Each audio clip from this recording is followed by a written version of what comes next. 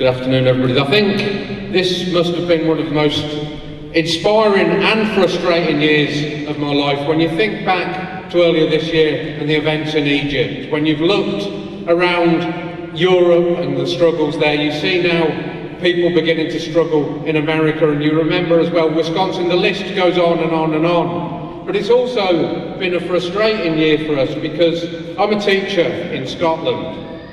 I might not sound like a teacher from Scotland, but I am, but trust me, a teacher in Scotland.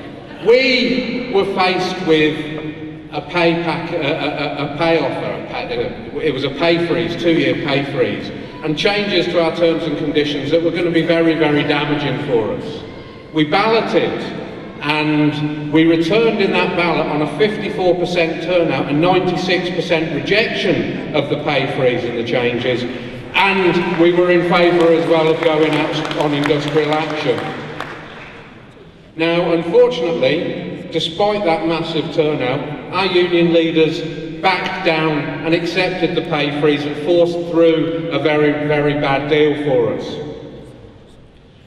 So it's frustrating because you can get turnouts. Nevertheless, I was really, really encouraged when my union returned another 54% turnout with an 80% vote to go out on strike on November the 30th. Despite the fact that we'd been sold out just a few months ago, the members were still willing to fight. We had a conference in Scotland last year. They're trying to bring about changes to education and teachers' working conditions in Scotland, which would bring about the kind of changes that I think you've got in England, which could do us a lot of damage.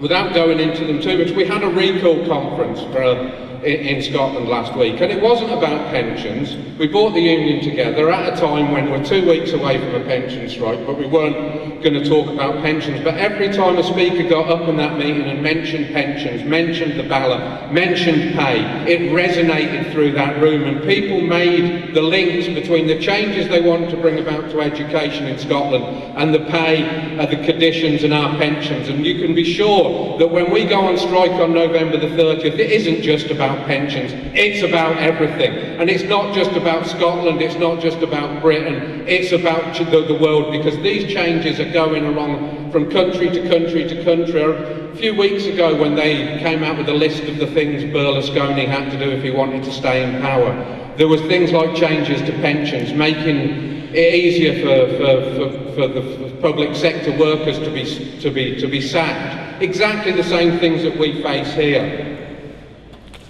Now, I think November the 30th is not just a one-day action. It has to be something that's much bigger. It has to be the beginning of something. And we need to make links, and that's what today's about. It's making links, all the people in here joining together to make sure that the kind of deal we had forced on us in Scotland can't be forced on us all right across the country. I want to end with, if I can remember, I'll probably paraphrase it, but there was a delegate to our conference last week who was making the kind of links that we're making here today, and he said the government in this country have declared a civil war on ordinary working class people, and we need to be sure to make sure that we fight back, and we fight back until we win.